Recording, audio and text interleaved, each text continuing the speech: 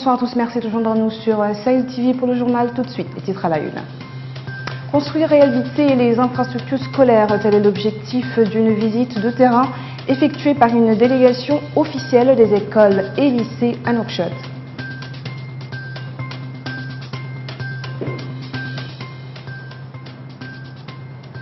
Une ONG au chevet des enfants autistes, elle finance une formation au profit de leurs parents.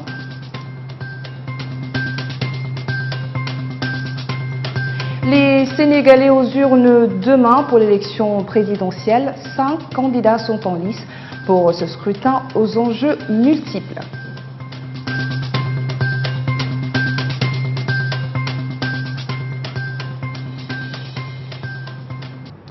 Voilà pour les titres, bienvenue à vous si vous nous rejoignez sur Sahel TV. Une délégation du ministère de l'Éducation nationale a effectué ce samedi une visite dans plusieurs établissements scolaires. Objectif, faire le point de la situation des infrastructures vétustes ou à réhabiliter pour leur substituer des locaux qui vont être loués provisoirement. Malgré les efforts consentis par les pouvoirs publics, beaucoup reste à faire dans le domaine des infrastructures pour mettre les élèves dans des conditions leur permettant de suivre leurs études de manière sereine et confortable. Le ministre mauritanien des Affaires étrangères Ismaël Ould Cheikh Ahmed a quitté Nouakchott ce samedi à destination de l'Égypte. Il doit représenter le président Mohamed Abdelaziz au premier sommet arabo-européen prévu à Sharm el-Cheikh les 24 et 25 février.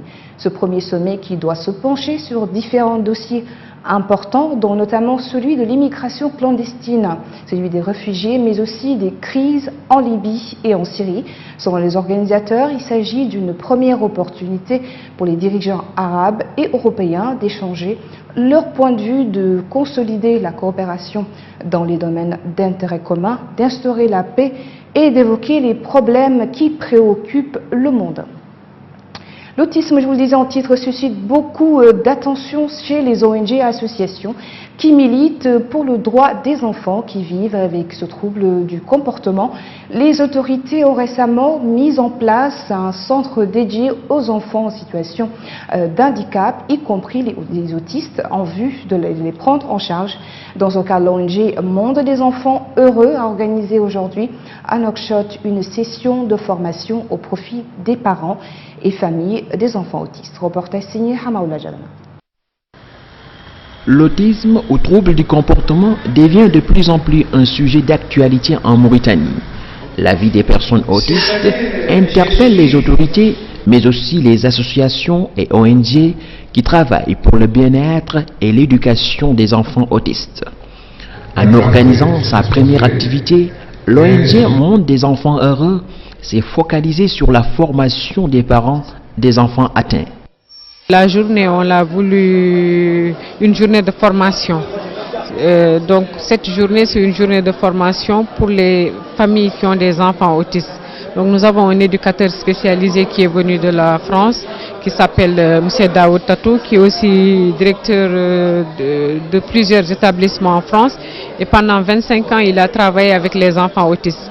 Et ils nous ont proposé cette formation et là il est venu. Donc l'objectif de la journée, c'est de profiter de ces connaissances qu'il a sur l'autisme, d'en profiter le maximum. À travers cette formation, l'accent est mis sur la détection des symptômes, le comportement, mais aussi la prise en charge des enfants autistes. Un dépistage précoce est donc essentiel. Pour cela, les ONG sensibilisent les populations qui manquent d'informations sur l'autisme. Notre offre principale, non seulement c'est de recenser le nombre d'enfants dans les cas urgents, mais aussi de sensibiliser les familles, les parents et les populations locales sur des problèmes majeurs comme l'autisme. L'autisme aujourd'hui en Mauritanie, c'est un sujet dont on parle beaucoup, mais qu'on ne comprend pas encore à part entière.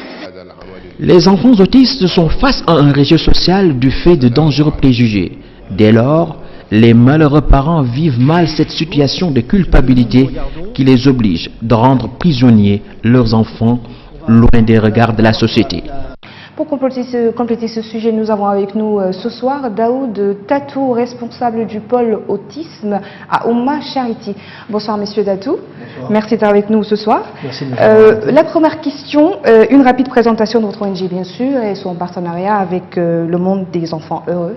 Alors Oumma Charity est une ONG qui rayonne à travers le monde. Son objectif premier est d'atténuer les pauvretés. Ensuite, elle a des projets spécifiques à mener à long terme, dont le sujet de l'autisme.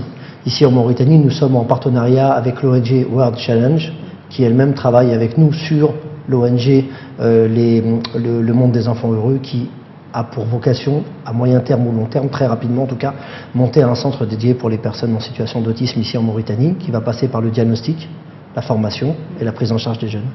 D'accord. Et parlons de l'autisme en soi-même. De quelle manière générale vous pouvez nous parler de ce trouble? Ce qu'on doit comprendre, nous, de ce trouble, d'abord, c'est que ce sont des enfants avec autisme, mais que ça reste des enfants. Et ce ne sont pas des handicapés.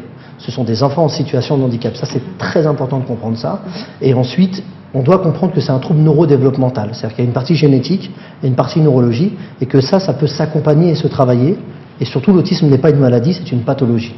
Il faut absolument sortir du schéma, c'est une maladie, on peut en guérir. C'est une pathologie qui s'accompagne avec des progrès et des améliorations quand elles sont bien faites et bien accompagnées par des mesures éducatives et thérapeutiques. La formation aujourd'hui est dédiée aux parents, mais dites-nous comment se manifeste ce trouble justement? Ce trouble, il apparaît au niveau de l'enfance, c'est-à-dire quand l'enfant a entre 0 et 3 ans, ça va être un enfant qui ne vous regarde pas, qui ne pointe pas, qui crie, qui commence à faire du flapping, qui est tout seul dans son coin, qui va balancer son corps. C'est des symptômes qui, à un moment donné, nous emmènent vers la pathologie de l'autisme. Cette journée a été dédiée aux parents, était très importante parce qu'en Mauritanie, il y a un déficit sur la sensibilisation et sur la formation de la compréhension de cette pathologie. Du coup, on enferme les enfants dans quelque chose qui ne l'est pas, c'est-à-dire dans quelque chose qui est handicapant alors qu'ils sont en situation de handicap, et surtout dans cette culture où on pourrait penser que c'est des enfants qui sont un peu pris par les mauvais esprits, par ce genre de choses, et il y a des pratiques qui sont pour eux très déficitaires et très négatives. Et combien de personnes sont touchées justement par ce trouble dans le monde? Alors, dans le monde, je ne sais absolument pas. En Mauritanie, moi je n'ai pas les chiffres, mais c'est normal qu'on ne les a pas en Mauritanie, parce que comme il y a un déficit de diagnostic, donc c'est pas répertorié. C'est pas répertorié. En France, les chiffres varient aussi. Et comment peut-on diagnostiquer ce trouble? Alors pour diagnostiquer, il faut d'abord passer par la sensibilisation, ensuite par la formation, par des outils d'évaluation qui sont faits avec une équipe pluridisciplinaire, un psychiatre, un psychologue, un éducateur, un ergothérapeute, un orthophoniste, et la somme de tous ces tests-là vont pouvoir nous dire si l'enfant est autiste ou pas et à quel degré il l'est. Vous en avez dit tout à l'heure qu'il n'y a pas vraiment de guérison, mais il y a une amélioration de la situation de l'enfant autiste. Tout à fait. C'est-à-dire que plus on va prendre tôt la prise en charge, plus on pourra ramener l'enfant vers une autonomie quasiment, entre guillemets, normale, en sachant que ce que je vous dis est aléatoire, puisqu'il y a autant de cas qu'il y a d'autisme. Vous avez des autistes de haut niveau, qui aujourd'hui travaillent à la NASA, par exemple, et vous avez des autistes très déficitaires qui seront accompagnés toute leur vie sur des questions d'hygiène, des questions alimentaires, des questions de psychomotricité. Donc on a tout dans le monde de l'autisme. Donc c'est des enfants, disons, normaux, qui peuvent évoluer dans des métiers, qui peuvent évoluer aussi dans la société. Tout à fait. Au lieu de les stigmatiser, parce qu'on parle beaucoup de stigmatisation de ces enfants, justement. Alors, on a deux problèmes. Le premier problème, c'est que je pense que dans toutes les sociétés, d'Afrique et même d'ailleurs d'Europe, on a cette stigmatisation de quelque chose qu'on ne connaît pas. Ce qu'on ne connaît pas fait peur. Ça, c'est déjà la première chose. Et la deuxième chose, c'est qu'on ne peut pas accompagner si on n'est pas formé.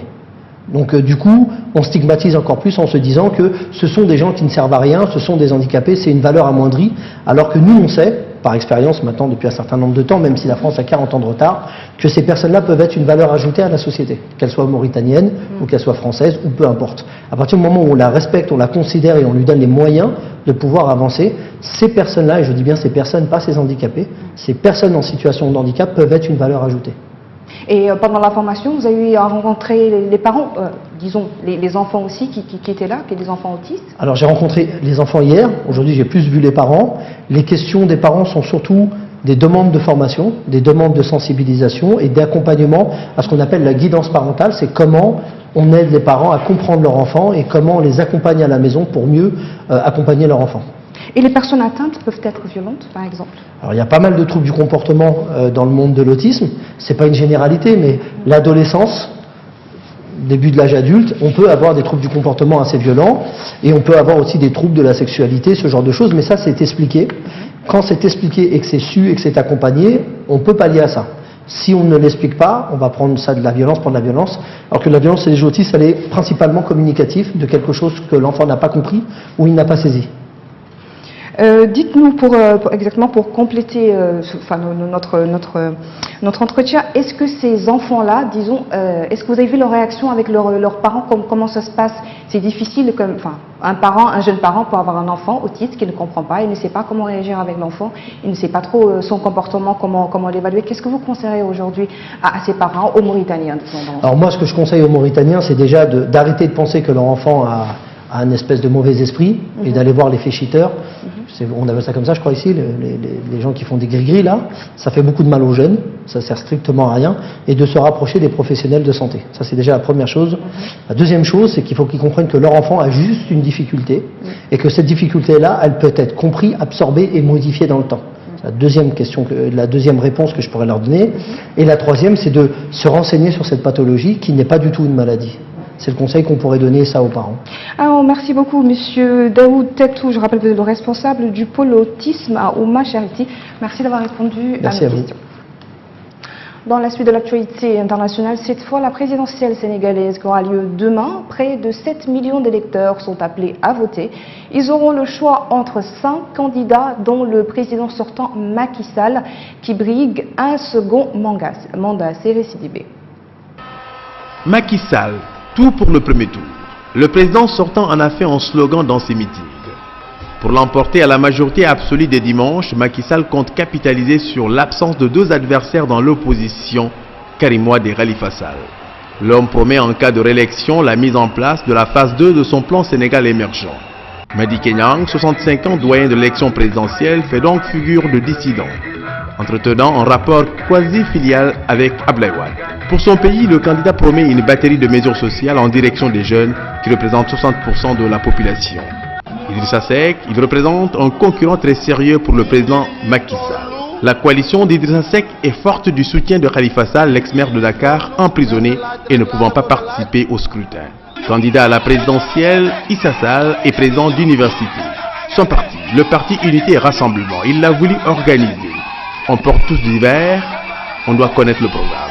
Ousmane Sonko sera-t-il la surprise de l'élection présidentielle? Ancien inspecteur des impôts à l'ascension politique fulgurante, Sonko se présente pour la première fois à une élection présidentielle à seulement 44 ans. Major de l'ENA sénégalaise, il a déjà plusieurs faits d'armes à son actif. L'homme est radié de la fonction publique en 2016 par décret présidentiel pour manquement au devoir de réserve. Particulièrement populaire chez les jeunes sénégalais, Ousmane Sonko se réclame de l'antisystème. Dans son programme, Sonko défend des mesures assez populaires comme la sortie du franc CFA. Au Niger, 72 millions d'électeurs enregistrés sont allés aujourd'hui aux urnes dans près de 120 000 bureaux de vote pour élire un président, 360 députés et 109 sénateurs. Après le report en in extremis des élections qui devaient se tenir la semaine dernière pour des raisons logistiques, 87 millions de Nigérians vivent dans l'extrême pauvreté et les chiffres s'aggravent de jour en jour dans ce pays de 190 millions d'habitants. Le vainqueur de ce scrutin devra redynamiser l'économie en berne depuis la récession de 2016-2017, lutter contre la corruption endémique et sécuriser de nombreuses régions du pays en proie aux groupes armés, aux gangs criminels. Au moins 4 personnes ont été tuées hier et 7 autres sont portées disparues après une attaque attribuée aux djihadistes de Boko Haram près de Bosso dans le sud-est du Niger. L'attaque qui a visé Garin Amadou, un hameau près de Bosso, a également fait un blessé grave évacué à l'hôpital régional. Bosso, situé à proximité du lac Tchad, a déjà été attaqué à de nombreuses reprises depuis février 2015. Les combattants de Boko Haram sont particulièrement actifs dans le bassin du lac Tchad, à cheval entre le Niger, le Tchad, le Nigeria et le Cameroun. Au Soudan, alors que le pays traverse une situation difficile consécutive aux manifestations quotidiennes depuis plus d'un mois déjà, Le président Béchir a nommé au poste de Premier ministre Mohamed Tahar Ella, ancien gouverneur de l'État agricole d'Al Jazeera. Il a également limogé aujourd'hui son premier vice-président et allié de longue date, Bakri Hassan Saleh. Selon un décret présidentiel, le ministre de la Défense, Awad Ibnouf, a été choisi pour remplacer Bakri Hassan Saleh. Ces changements interviennent au lendemain de la déclaration de l'état d'urgence dans tout le pays, alors que Béchir tente de minimiser l'ampleur des manifestations contre son régime dans ce pays de 190 millions d'habitants où les violences sont quotidiennes, où de nombreuses régions sont en proie aux groupes criminels, notamment en période électorale. Voilà qui met fin à ce journal. Merci à vous de nous avoir suivis. Le rappel des titres. Construire et réhabiliter les infrastructures scolaires, tel est l'objectif d'une visite de terrain effectuée par une délégation officielle des écoles et lycées à Nouakchott. Une ONG au chevet des enfants autistes, elle finance une formation au profit de leurs parents.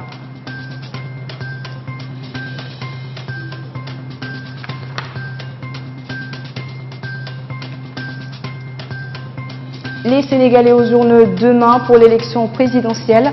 5 candidats sont en lice pour ce scrutin aux enjeux multiples.